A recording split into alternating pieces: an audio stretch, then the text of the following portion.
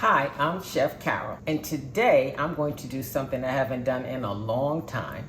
I'm going to do a slow braised beef. I recently found this recipe in the New York Times cooking section. This is going to be a little different than some of the recipes I've been doing, which have been very quick, very easy. Not that this isn't easy, it's just a few more steps. What I'm going to be doing is preparing a marinade for the beef. I'm going to let that stay in the refrigerator overnight. I will mise en place my ingredients in advance, and when I'm ready to start braising the dish, I will have all of those things all cut up and ready. This is going to be delicious. There's nothing better than a slow braise of tender meat, so let's get to it. The Burbon braised beef is a recipe I have picked up from New York Times Cooking. I'm going to list the following ingredients. Here we go.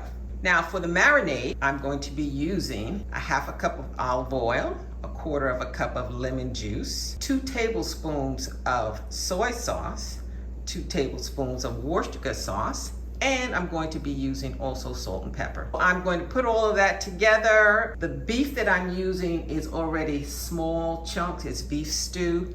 You can also use a boneless chuck roast and cut it into larger pieces.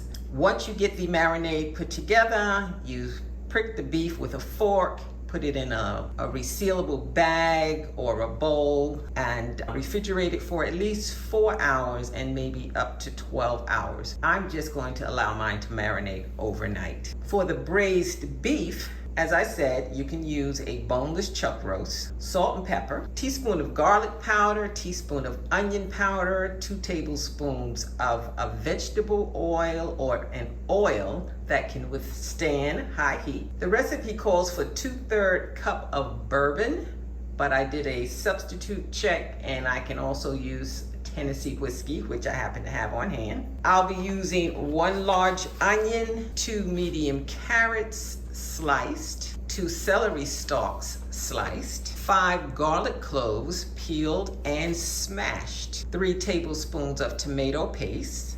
I just happen to have mine frozen and already measured.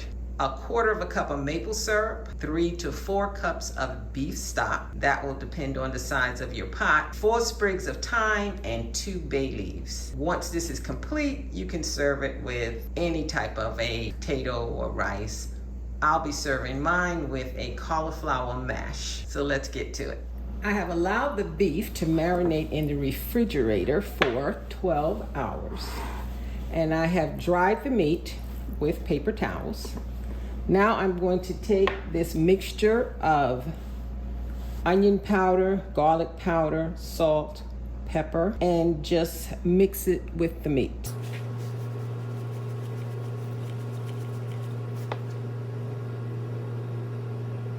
So I just want to make sure that the seasoning has covered all of the chunks. I am presently heating 2 tablespoons of oil in the Dutch oven that will be braising the beef. So at this point, I'm just going to take my sliced onions, carrots, and celery and stir that in the braising pot. Okay, my oil is hot. Just going to add in the vegetables.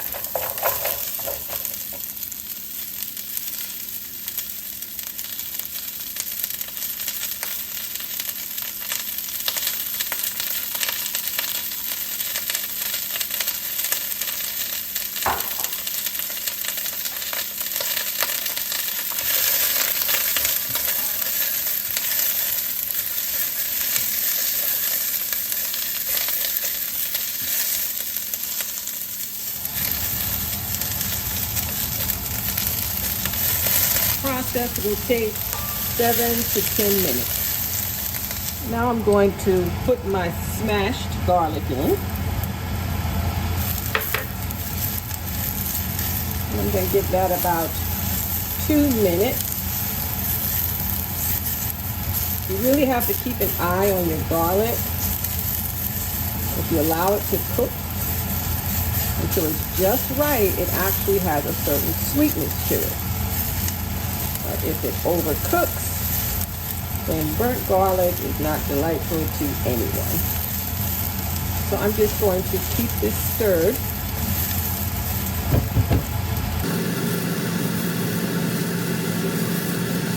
And you stir it until you can just about smell the fragrance. Now to deglaze the vegetables, I'm going to add in 1/3 of a cup of the chicken.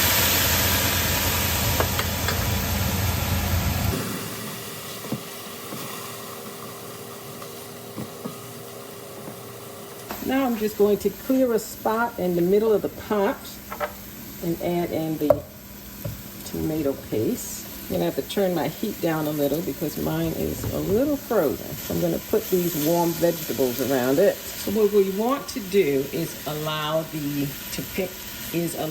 tomato paste to just caramelize a bit. My tomato paste has defrosted, thank you. And you're looking for kind of a sweet smell, about 2 minutes. I'm just tossing it with these vegetables. Next, I'm going to add in the maple syrup. I'm also adding in the rest of the bourbon. The smell is intoxicating between the whiskey, the maple syrup. Now I'm going to add in the beef on top of these vegetables. Just try to make a nice even layer.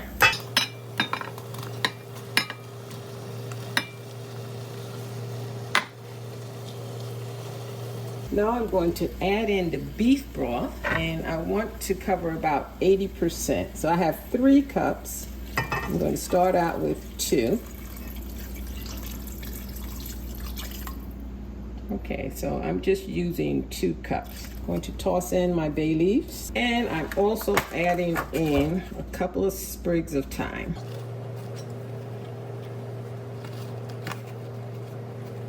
Now I'm going to bring the liquid to a simmer. And once I bring it to a simmer, then I'm going to put it in the oven. My pot is simmering. The oven has preheated to 300 degrees. I'm going to cover the pot, put it in the oven, and because I'm using small chunks of meat, I'll check mine in about 1 hour and 45 minutes. And I'm checking for the tenderness of the beef. I'll see you back. The meat has cooked for 2.5 hours. I originally set it at 1 hour and 45 minutes.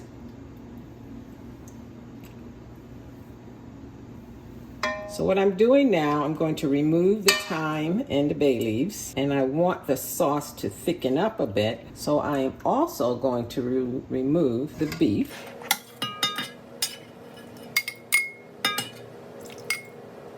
Once I have all of the beef removed, I'm going to let it simmer until the broth has reduced. And if I need to, I may use a little arrowroot just to thicken it up a bit. So I'll keep doing this. I'll set it to simmer, and I'll see you back here. The bourbon braised beef is now finished. As you can see, it's bubbling. The gravy has thickened. I also did make a slurry out of a little arrowroot and some of the sauce. The one thing that I appreciate about this particular dish is when you taste it, you get layers of flavor. Because it's been slow cooked, the vegetables that are in it are in the gravy. The beef is fork tender.